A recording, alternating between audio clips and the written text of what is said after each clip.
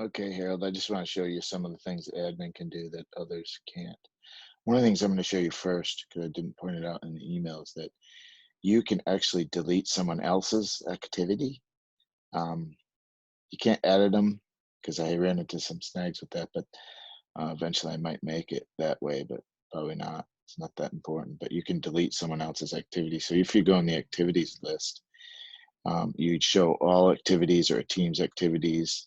Um, when you people can only edit or delete their own, except for admins can delete anyone's. So like if someone duplicated one or made a big mistake, you can delete them. They're gonna have to fix them themselves if they have bad date or something, but for the most part they shouldn't have that if they just use the app, because it might be a little bit wrong but it won't be way wrong.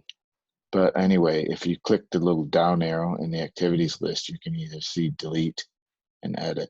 For your activities, you'll see delete and edit. For someone else's activities, since you're an admin, you'll see delete. They won't see anything, edit or delete, for activities that aren't their own. Okay, and the one, how you see if it's your own is it has a little me icon by it. I know you can sort swim background, that's not important. Okay, the other thing you can do is you can create users. Now this is the one you got to be careful on, because you really don't want to delete a user unless you really want to delete them. Because if you delete one and have to add them back, they lose the connection to all their activities because they get assigned a new unique UUID. So you really want to edit them and create them, but I'd be hesitant to delete them because it deletes basically everything about them. Their activities stay out there because they were valid at the time. But so create a user, you just hit create, you go to the admin function, hit create, and then I'll create one for me. It's not already in there. If you create someone with an email address that's already there, it won't let you. I do a link so it sorts to the top. Phone number, you don't really care what that is. But anyway, after you create a user, it'll send a password reset link to that user. I'm trying to learn not to touch my face so I don't get sick. Anyway, and then you can make them an athlete just by clicking there. They're one by default, so you don't really have to do that. Athlete and user are basically the same thing. I call it user in a lot of places, but it's really just a normal athlete. Basically someone who isn't an admin. Don't worry about team lead, admin, moderator, athlete. Really, either an athlete or an admin, and you and me and Noah are the only admins, and we probably want to keep it that way because you can kind of do some dangerous things if you're not careful.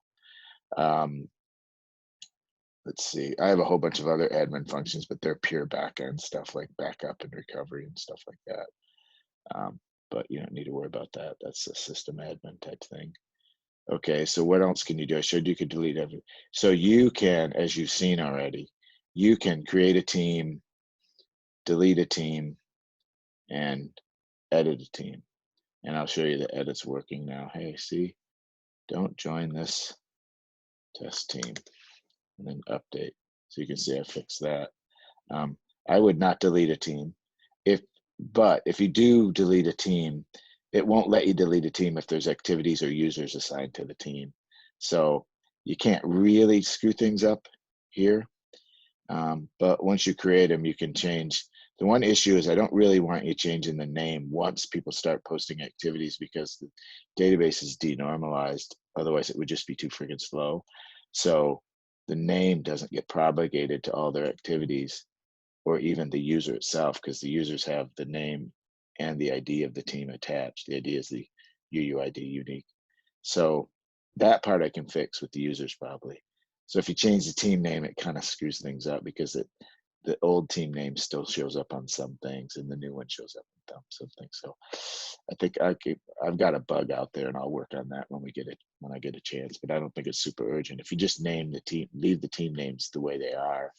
The ones in the last challenge didn't ever change, so I don't see any reason why these would change. Eventually, I'm going to make it so you can put a picture on here just like you can on challenges. Anyway, the other thing, so the users, all the non-admin users will see is Team Blaze, Team Christie, Team Test, and they'll see select join. They won't see edit or delete, and they won't see this form up here. but you see it. So your screens will look different than theirs. Challenge is the same way. You will see the challenge, and you can create a challenge, with routes. You create the start city and the end city, and then you select all these points in between, and then you select an image of it.